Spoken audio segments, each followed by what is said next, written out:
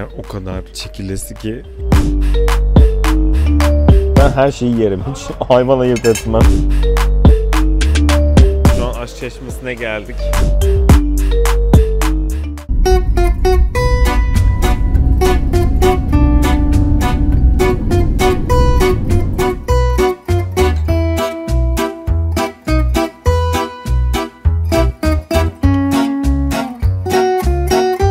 Herkese İtalya'dan, Roma'dan günaydın arkadaşlar. Şimdi sabah biz çok erken kalktık. Yine her zaman gibi turdan aldık tabii her şeyimizi. Sabah kalktık güzelce havalimanına gittik. Orada kahvaltımızı yaptık. Şimdi daha yeni indik. Yaklaşık 2 saat bir yolculuğumuz oldu İstanbul Sabiha Gökçen'den. Roma, Fiumecchio öyle bir havalimanına geldik. Aslında adını bilmiyorum. İtalya'nın en büyük havalimanlarından bir tanesi. Şimdi oradayız. Uçaktan indik. Uçaktan indikten sonra buraya bir tren geliyor. O trene biniyorsunuz ve ana bölüme ulaşıyorsunuz. Yani pasaport kontrollerini vesaire falan orada yapıyorlar. Ve o yüzden şimdi treni bekliyoruz. Daha sonra da tur rehberimizle buluşacağız ve ardından Roma gezimiz başlasın.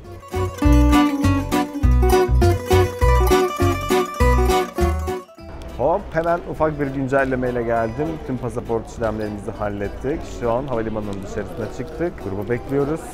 Ondan sonra hemen merkeze doğru ilerliyoruz. Roma şaheserlerini görüyoruz. Bunların içerisinde işte İspanyol merdivenleri, İspanya meydanı, kolezyumlar, neler başka?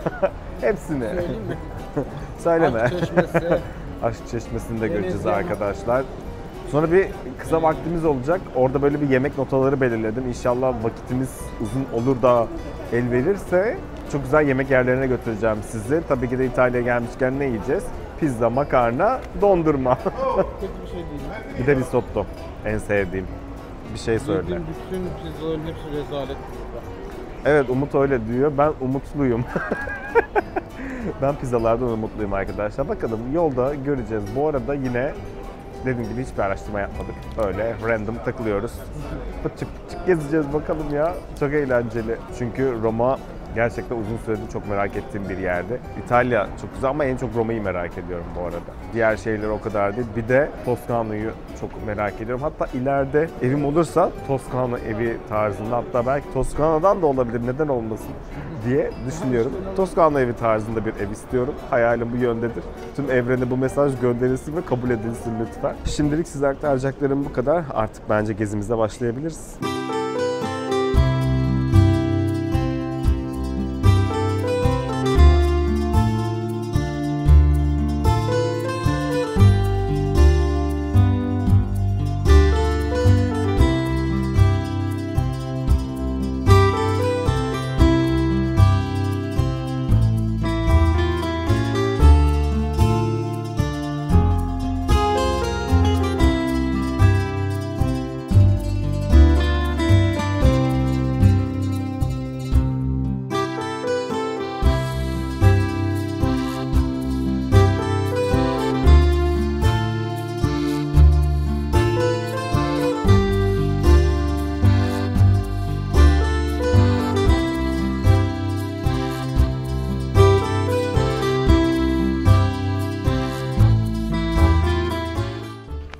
Arkadaşlar çürümeyen papa burada.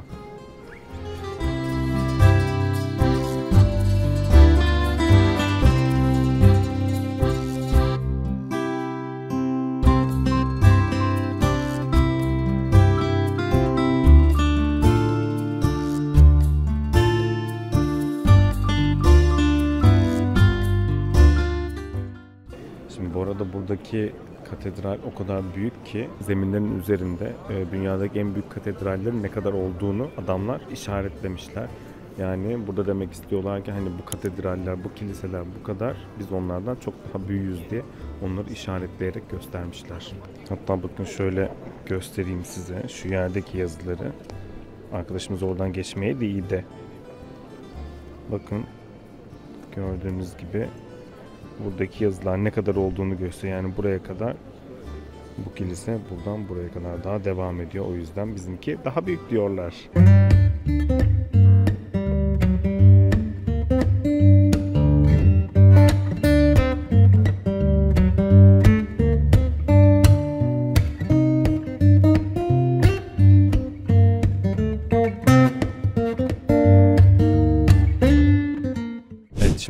2. St. Petrus Bazilikası'nı gezdik arkadaşlar. Burası Hristiyanlık için çok önemli bir bazilika. Aynı zamanda en büyükleri. Zaten içerisinde ve yerlerde dünya üzerindeki işte Milano'daki, işte Köln'deki kiliselerin boyutlarını vermişler. Orada hani demişler ki işte biz en büyüğünü yaptık. Burada görün. Bunun kilisenin şeyi bu. Bu kilisenin metresi bu kadar. Buradan bu kadar vesaire falan diye. Gerçekten içerisi çok büyük ve çok büyüleyiciydi.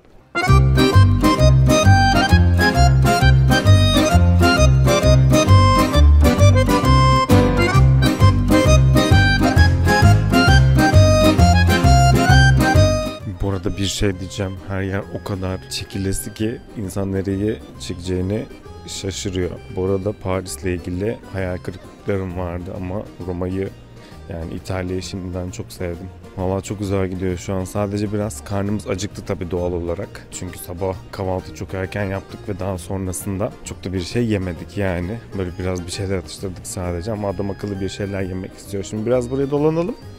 Ondan sonra sizi çok güzel bir yere götüreceğim. Sürprizlerim olacak. Evet arkadaşlar, şu karşıda görmüş olduğunuz yer, yani tam şurası papaların konakladığı yer. Şu arkada küçük bir koyu renkli bina var. Orada papa seçildiği zaman siyah ya da beyaz duman çıkıyor. Beyaz duman çıkarsa papa seçilmiş oluyor. Siyah duman çıkarsa papa seçilmemiş oluyor. Halk bu meydanda bunu öğrenebiliyor.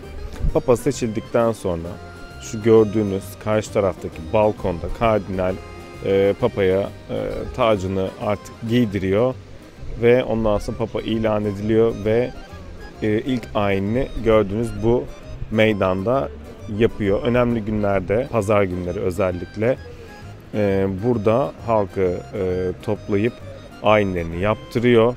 Ama genelde kardinal yaptırıyor bu ayinleri burada halka her pazar. Yani her pazar burada ayin var ama her pazar Papa kendisi burada ayin yaptıramıyor. Çünkü kendisi bir devlet adamı aynı zamanda. Şimdi gördüğünüz gibi etrafımız her yer böyle aslında bir kol şeklinde. Şöyle göstereyim size. Şimdi şunlar şöyle bir kol şekli gibi düşünün. Her iki tarafta da bunlardan var. Papa'nın kolları gibi içerisine girdiğinizde kutsanılmış gibi oluyor. Şurada bir yuvarlak var. O yuvarlığa geldiğinizde tüm sütunları sanki arkasında hiç sütun yokmuş gibi. Bu sütunların hepsinin arkasında 4'er tane sütun var. Sanki sütun yokmuş gibi onu görebiliyorsunuz. Şimdi size onu göstereceğim. Bakın gördüğünüz gibi sanki arkalarında hiç sütun yokmuş gibi gözüküyor burada. Sadece şu noktada durmanız yeterli. Ve artık yemeğimize kavuştuk. Forno Allegna diye bir yere geldik arkadaşlar. Burada pizza, makarna ve kabak çiçeği kızartması söyledik. Bir de meşhur bir şarapları varmış. Onları söyledik. Evet, şu anda da yemeklerimiz geldi gördüğünüz gibi. Fettuccine Alfredo söyledik. Ben de buranın özel olan bir pizzasından söyledim. Öyle, şimdi onun tadımına bakıyoruz. Mikrofonumu da buraya taktım, size mukbang yapayım böyle. Yemek yerken sesler gelsin mi arkada? Bu arada şarabı çok sevmedik ama fena değil. Ağızda bıraktığı burukluğu sevdim. Şimdi bir de hemen kabak çiçeği kızartması söyledik. Onu yiyoruz.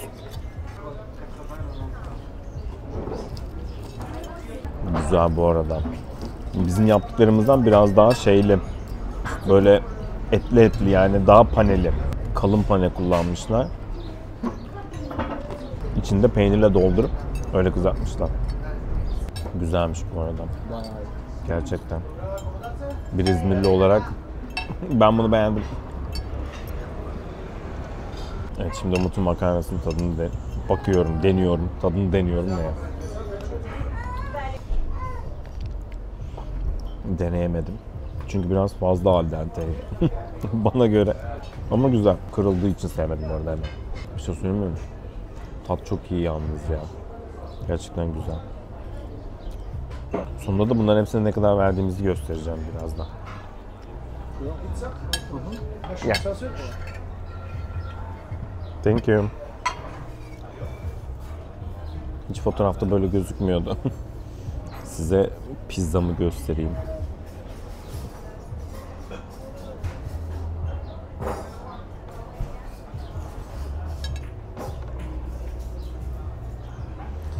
pizzayı, makarnayı hepsini gördük. Artık yemeğe devam edebiliriz. Şimdi İtalyanlar kafama nasıl vuruyor çatal bıçakla şey yaptığım için. Kötü mü? Değil. Güzel, lezzetli. Her türlü domuz yenir. Ben yerim. Ben her şeyi yerim. Hiç hayvan ayırt etmem. Bu arada Napoli pizza deniyoruz biz burada. Bence güzel ya. Zaten İtalya'ya gelip de başka ne yiyecek? Yani pizza, makarna. Bir de dondurma sürprizim var size. Biz yemeğimizi yiyelim. Ondan sonra tekrardan görüşüyoruz. Şimdi nereye geldik bilin bakalım. En güzel meydanlarından bir tanesi olan Plaza Navano'ya geldik. Size hemen burayı gezdiriyorum arkadaşlar.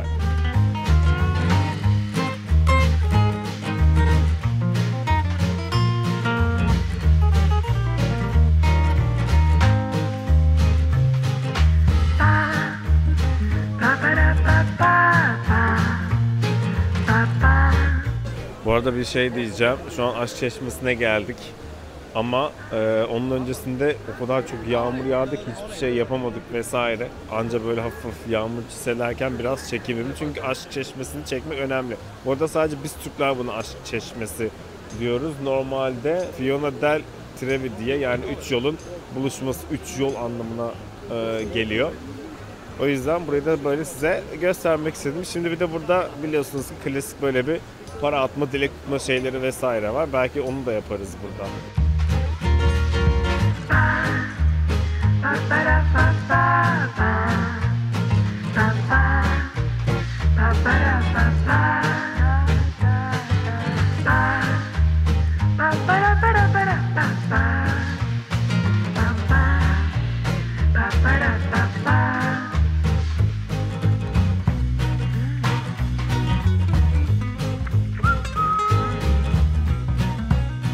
Evet, yağmura maruz kaldık.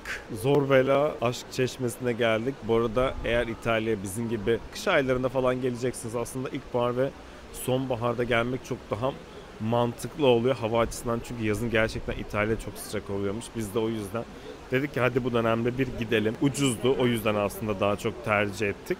Bu dönemde de gelecekseniz mutlaka yanınızda yağmurluk, şemsiye vesaire mutlaka getirin arkadaşlar. Bakın elzem ihtiyaç. Az önce bize yani birden böyle bir yağmur bastırdı. Bulut geçiyor ve bir anda böyle yağmur bastırıyor. Ve o sırada siz sırılsıklam olabilirsiniz. O yüzden biz de tam o yağmura denk geldik. Hemen yağmurluğumuzu giydik. Tabii kamerayı da çıkartıp çekim yapamadığım için o ara sokakları, böyle parlamento binasını falan görerek geldik. Buraya ara sokaklardan o kısımları geçmiş bulunduk. Aşk Çeşmesi de böyle geldiğinizde o bomboş güzelin fotoğrafları falan hiç hayal etmeyin. Çünkü şöyle göstereyim size, her yeri tıklım tıklım dolu. Böyle insanlara şey yapmanız lazım, böyle yararak o gitti, şu teyze gitsin, şunu çekelim vesaire falan deyip böyle aralara girmeniz gerekiyor. Biz öyle yaptık. Anca öyle fotoğraf ve video çekilebildik. Vallahi şu an ben İtalya'dan çok memnunum. Özellikle yemeklerde çok lezzetli olunca beni X2 olarak bir mutlu etti yani. Öyle bir de beni Aşk Çeşmesi'nde konuşamadım. Bir de beni asla konuşamıyorum. Neden böyle oldu peki? Bunların hepsi yorgunluktan. Bir de gel o zaman şöyle beni Aşk Çeşmesi ile çek. Sadece Türkler diyor Aşk Çeşmesi diye bu arada. Başka kimse demiyor. Öyle, o zaman şimdi İspanyol merdivenlerine dolu yola çıkıyoruz arkadaşlar. Orada görüşmek üzere.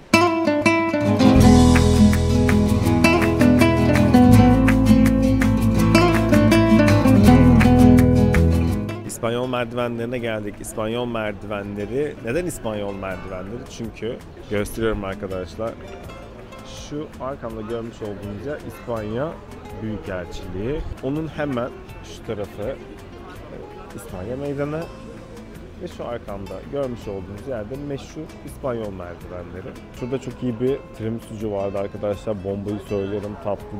Dondurmadan vazgeçtik çünkü hava çok soğudu. O yüzden tatlıya döndük. Tiramisu, kahve yapacağız. Ondan sonra artık belki yarın ya da öbür gün dondurmayı yapabiliriz. İlk önce bir ısınmam lazım çünkü çok üşüdüm. Bir anda hava yağmur yağınca inanılmaz soğudu. Öyle, size buraları göstereyim, biraz gezdireyim. Sonra birlikte tatlı yiyelim. Ondan sonra bir de kahve içelim.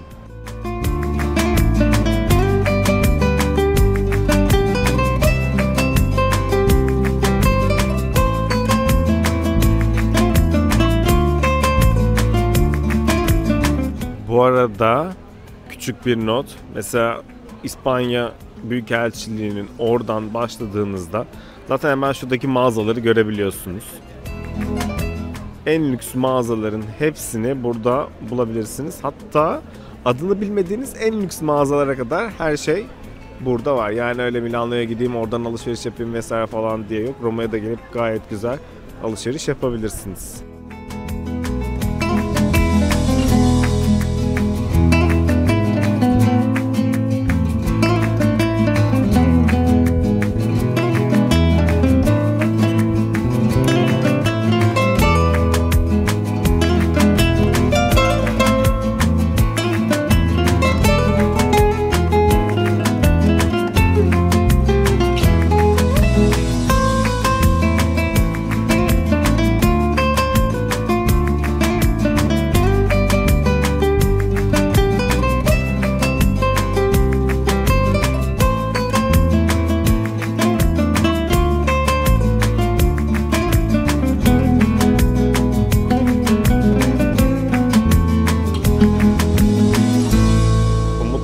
Tiramisu söyledi, ben de Klasiko söyledim.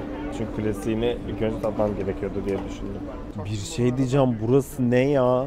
Çok güzel tiramisu. Bakın sade denedim, Umut çilekli denemişti, çilekliyi sevmedi. O yüzden ben sadeyi denedim, sadeyi sevdim. Her türlü yerinde, hatta yetmedi. İkincisini de gidip aldık. Yani bu sefer de Antep fıstıklı aldık. Şimdi kahve içmeye gidiyoruz çünkü sabahtan beri hiç kahve içmedik. Kahveyle birlikte onları ponçikleyebiliriz. Kafamın tam üstüne orta bak, kafamın yani tam saçın çıktığı yere su damladı. Neler yaşadım ya. Laps diye damladı. Şimdi o meşhur lüks markaların olduğu caddede geziyoruz arkadaşlar. Bakın Tiffany & Co, Roberto Cavalli, Chanel. Beckenbauer, Kaleci Mayer, Nadia Comaneci. Hepsi burada var. İstediğiniz şeylerde. Bu arada İtalya'da da şöyle bir şey varmış. Söylenenlere özgün olarak söylüyorum, yani söylenenlere göre söylüyorum size. Fiyat standardı aynı. İster buradan aldınız, isterseniz Milano'dan vesaire aldınız, hepsi aynı fiyat. Yani bu markalarda geçen. Bakın. Sokaklarda geziyoruz. Mikrofona duyurulur. Kahveciyi arıyoruz. Kahveci bulamadık. Buldunuz mu? Arkadaşlar kahveci bulamadık ya. Bir şey diyeceğim, kahveci bulamadık. Önünden geçmişiz ya.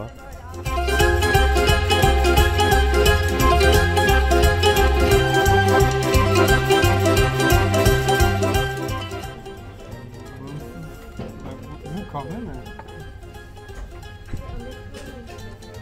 Americano çok güzel. Cappuccino da çok iyi. Bir de şimdi cannoli deniyorum. Şöyle göstereyim.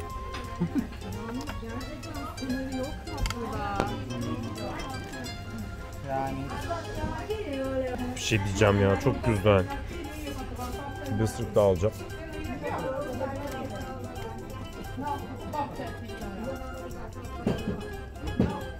Bir tane daha alayım, Allah'ın kârı 3'tür bak.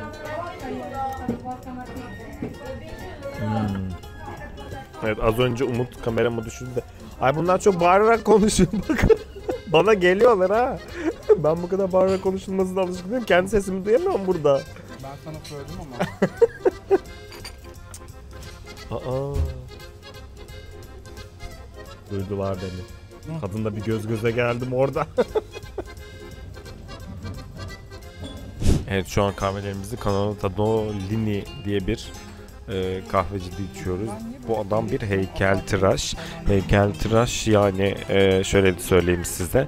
Atölyesini böyle bir kahve ve tatlıcıya çevirmiş.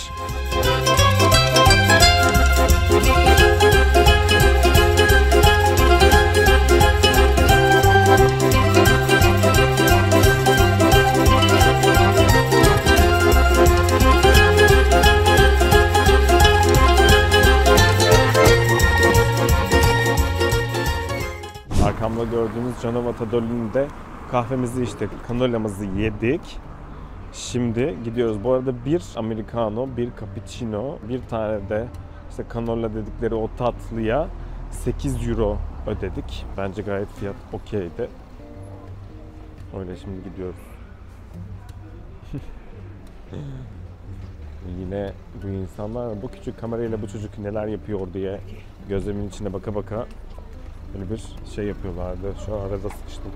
Bizimkiler önden bastırdı gidiyorlar. Hala şu an o şeydeyiz. Meşhur bu lüks markaların olduğu caddedeyiz ve devam ediyoruz.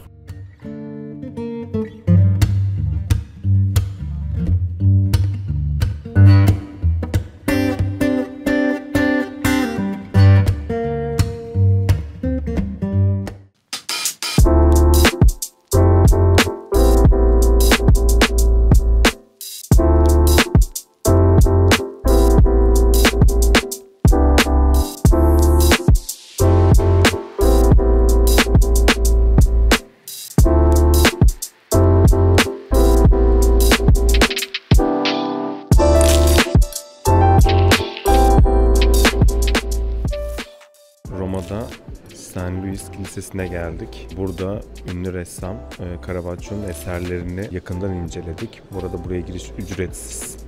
Ama eğer ayin vesaire varsa içeriye girdiğinizde dışarıya çıkamıyorsunuz. Ama buraya gelip bu Caravaggio'nun eserlerini mutlaka görmeniz gerekiyor St. Louis Kilisesi'nde. Aynı zamanda burada sadece Fransızca ayin de yapılıyor. Böyle bilginize.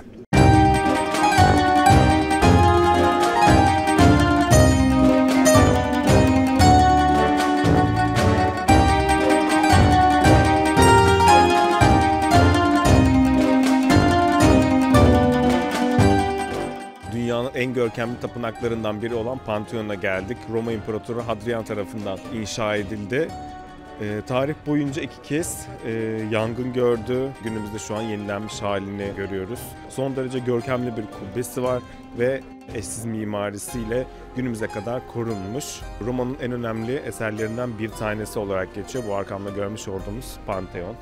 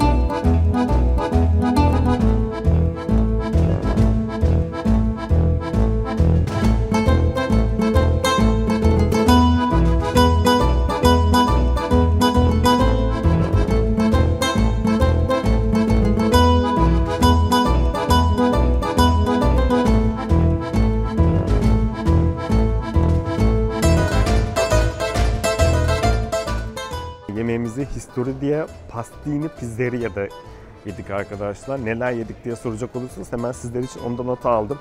Bakın enginar kızartması, ondan sonra arancini, buranın meşhur yemeği, aslında Sicilya'nın meşhur yemeği ama biz burada da deneyelim istedik. Ardından burrata söyledik, bruschetta söyledik, ıspanaklı ravioli söyledik. Onlar çok güzeldi. Meşhur kurutulmuş eti var, bresaola diye. Onu da söyledik burada. Aklınızda bulunsun, eğer gelirseniz mutlaka oraya gelin.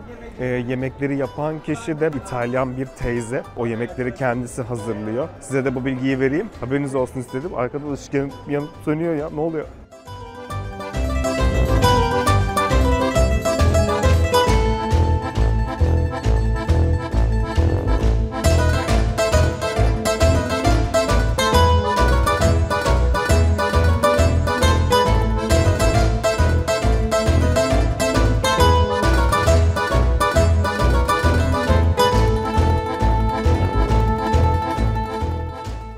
Yemekten sonra San Ignazio Kilisesi'nin içerisindeki freskleri görmeye geldik.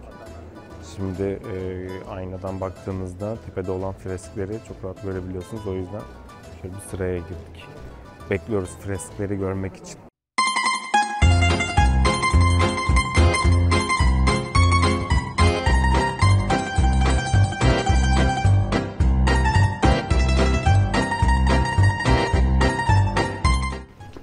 freskleri gördük. Fotoğrafımızı ve videomuzu çekildik.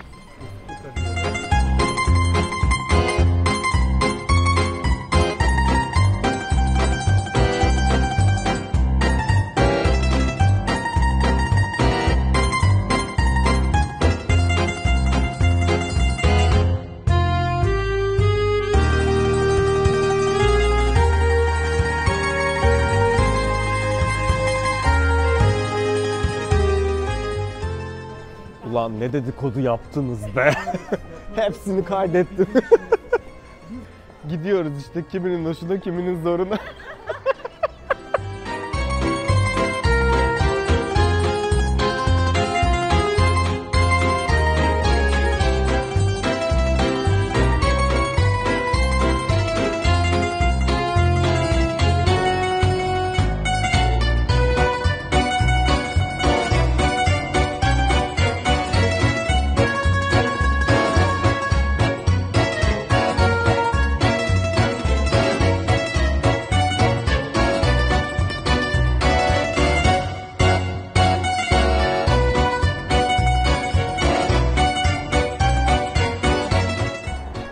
Şimdi Roma'da Campo de Fiore diye bir yere geçiyoruz.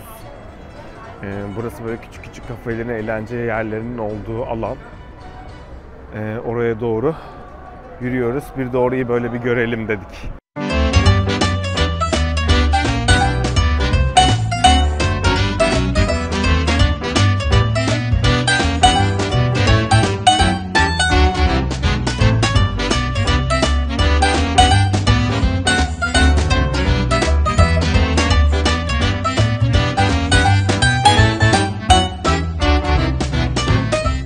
Campo de Fiore'de böyle bir yer arkadaşlar. Gördüğünüz gibi tabii yazın daha canlı canlı, cıvıl cıvıl vesaire oluyor. Ama şu an yine de güzel. Bakın eğer vaktiniz olur da gelirseniz La Carbonara'da bir makarna yemenizi tavsiye ederim. Özellikle domatesli carbonara'yı mutlaka deneyin derim. Bu da size böyle ufak bir bilgi olsun. Şimdi biz nereye gidiyoruz biliyor musunuz? La Grom'a gidiyoruz. La Grom'da dondurma deneyeceğiz. Bir de Roma'da La Palma diye bir yer de var. Burası 150 çeşit dondurma yapıyor. Çeşidinin çokluğundan dolayı ödül almış durumda dondurmaları. Ama biz La Grom'a gideceğiz. La Grom'un daha iyi olduğunu söylediler. Onu deneyeceğiz. Bir de bu Campo de Fiore'den çıktıktan sonra bir dondurmacı var. Hemen şimdi size orayı da göstereceğim. Oraya doğru yürüyoruz. Orada da dondurma yiyebilirsiniz. Orası da yani şu an göstereceğim yer de iyi. Ama La Grom daha iyi olduğunu söyledi. O yüzden biz de şimdi oraya gidiyoruz. Bakın hemen o dediğim yere de geldik. Hemen meydandan çıkıp sağa döndüğümüzde. Evet bakın burası. Evet burada da dondurma yiyebilirsiniz ama La Grom'un daha iyi olduğunu söylediler. Biz şimdi La Grom'a gidiyoruz. Bakalım orada dondurmalar nasıl servis ediyorlar, lezzeti vesairesi. Ay köpek geldi önüme. Bir an korktum.